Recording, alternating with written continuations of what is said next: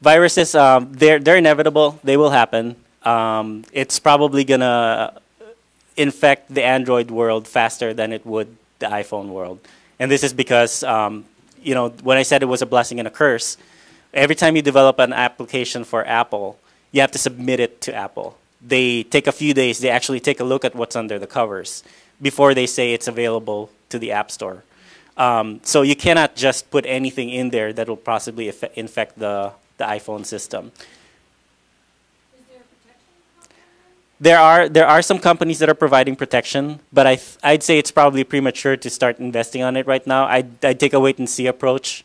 What's probably going to happen is some big virus is going to hit every phone everywhere, and it's going to become the top priority list for the antivirus makers right now. Right now, it's just one of those things that, yeah, we'll get to it later, but you know, all it takes is one big incident, and it is going to happen.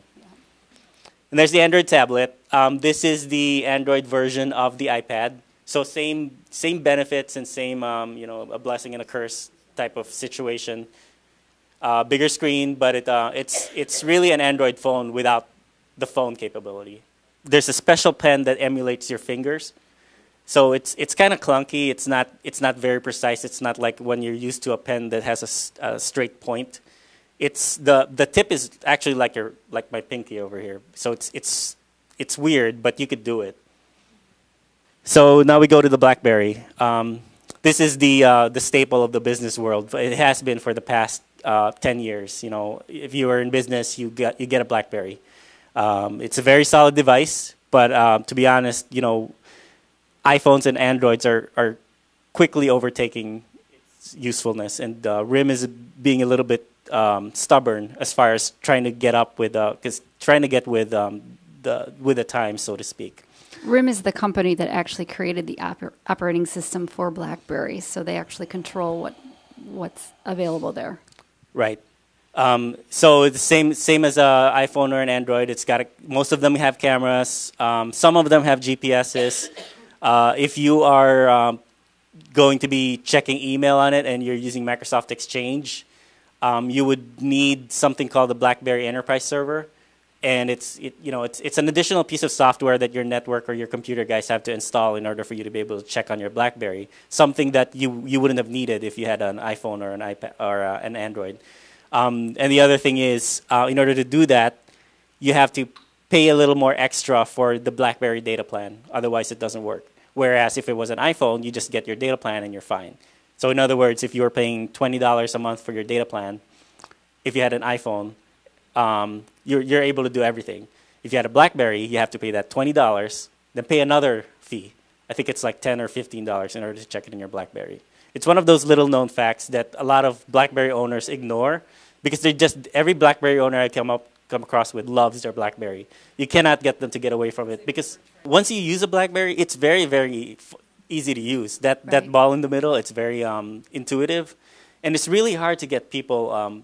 The new iPhone and the Android models are coming out with the keyboard on there as well. Right. To cover that. Yeah. So. Right. So it's a matter of preference, really. You know, whenever our clients ask us what kind of phone will we get, so we give them this explanation, and then we let them know that if you go this way, here's what you get, but here's the drawbacks. If you go this way, you know, and so on and so forth. And the Blackberry Playbook. This is Research in Motion RIM's answer to the iPad and the Android tablet. It's a very solid device as well. It's very beautiful, and it could do a lot of the things, almost all the things that the iPad and the Android can do. But the one thing about this is you could get an iPad and say, I want a data plan for my iPad. And you could just do it, and then you'll pay, what, $15 a month for so many megabytes of transfer. You could do the same thing for Androids. With this, you cannot. You have to buy a BlackBerry phone, and then your BlackBerry phone will be the means for it to go out to the internet. Of course, if you have Wi-Fi, then you're just in. But if you're like out on the street and you wanna access the internet just by itself, you have to have a BlackBerry, and that's the only way that they could do it. And the Windows Mobile, this is currently the underdog. You're probably hearing the word Mango. That's their their code name for it. It's just like an iPhone or an Android, except that this is Windows operating system. They're a little late in the game. I haven't really played with it much, but a lot of people say that it's very, very intuitive. And the Windows tablet. This is probably the most interesting device, and this is probably gonna resonate more to business owners than any of the other devices. Simply because this is an actual PC, but it's in the form of a tablet. So you could actually run Microsoft Office or Microsoft Excel or any other PC application because it's a PC. You could do anything you could do in a laptop on here. Absolutely. It connects to the network. You could actually hook up a keyboard and a mouse to it, and it could be your PC. The benefit, yep, it's also touchscreen. So there are certain apps that will behave well with the touchscreen for Windows. But what I'm showing you here is the Windows 7 version. When Windows 8 comes out next year, they are revamping Windows completely so that it behaves so much like an iPad. But at the same time, under the covers, it could still run your Microsoft Office and Excel and all of this stuff.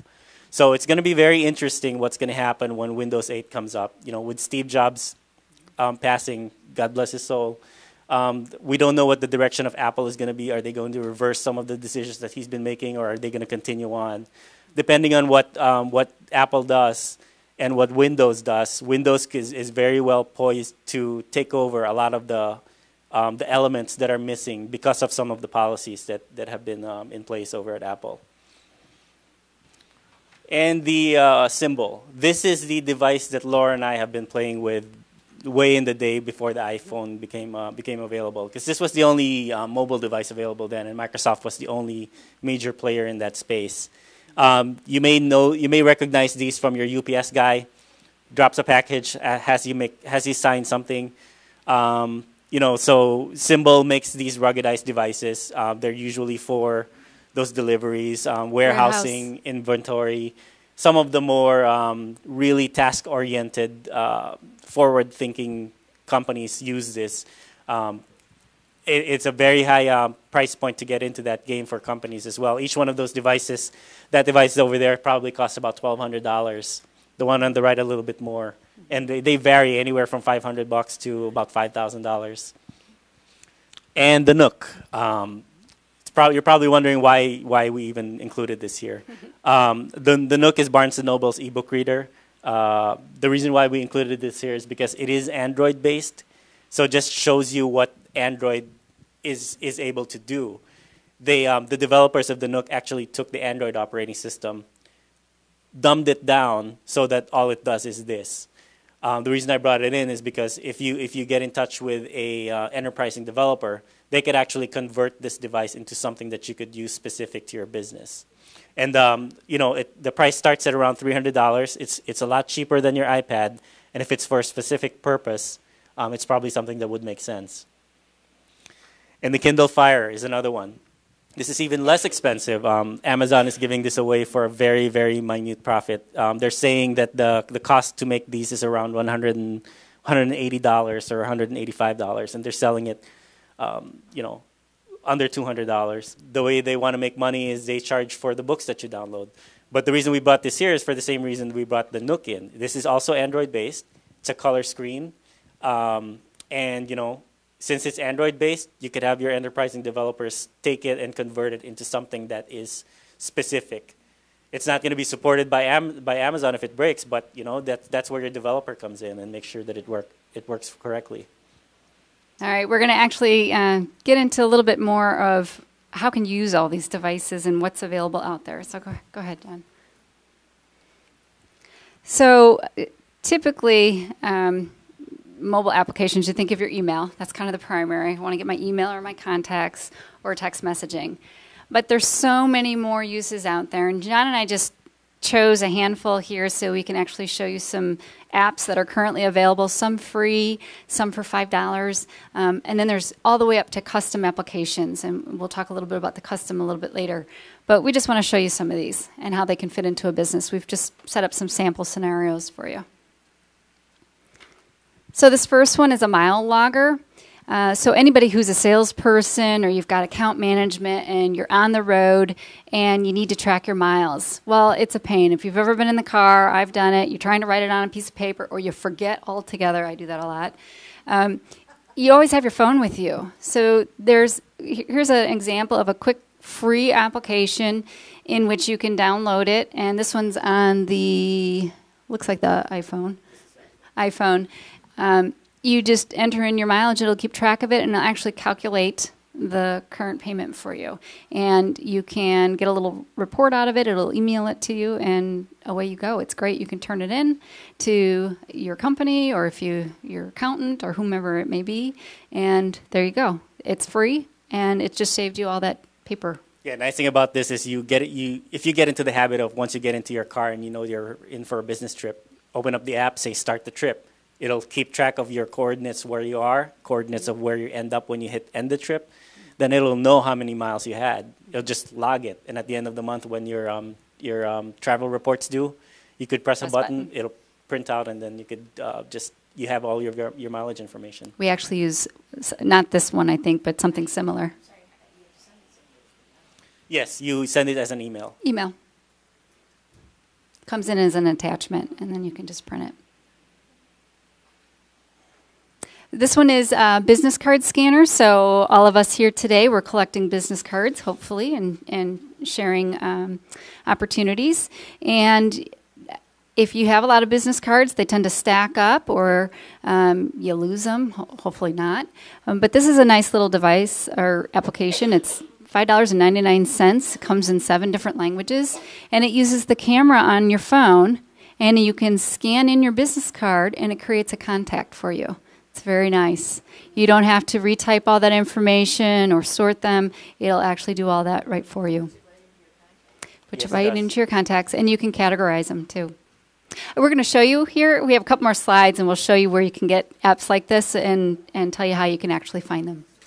There's multiple what we call application stores, and you can do it by device type, and you can go out to the store and then do a search on what you're looking for. So in this case, you'd go out to the site related to Blackberry or Android, and then you would type in business card scanner, and it'll come back with the applications that are available, and you can actually select what's out there. So most of the applications that we're focusing on over here are for iPhone and Android. We had a hard time looking for BlackBerry applications that are specific for business. Not to say that they're not out there, but the tendency is, being a developer, all the developers out there, the community, have chosen to focus on those 2 devices. They've somehow, said BlackBerry is good, but we want to focus on these 2 first. Yes. It's a one-time cost, $5.99. Most of these applications that we're showing you will be one-time costs. Yep, and we'll show you there's a bunch of free ones too, which is even nice. So this one here is time tracking. This is called Dovico, and this is free as well. So if you have to enter a timesheet, same thing. If you have to keep track of your time, start and stop time, or where you're at. So John and I have individuals who go from client to client to assist them on different technology initiatives. And in a course of a day, they may be at 3 or 4 clients. And so we need to know where they're at and how long they're spending there.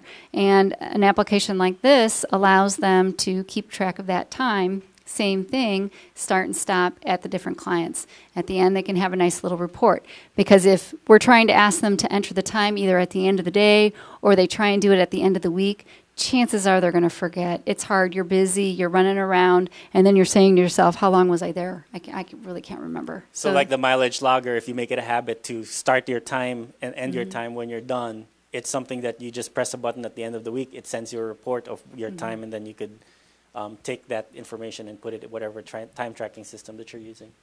The question was, can you track mileage within the time tracking application? Well, yeah. So this particular example will not. You may find some that will, some that have different levels of integration where you could actually do the mileage tracking and the time tracking and expense reporting also. There are programs that do that, but once you start getting into more integrated and more complete solutions, the price obviously goes up.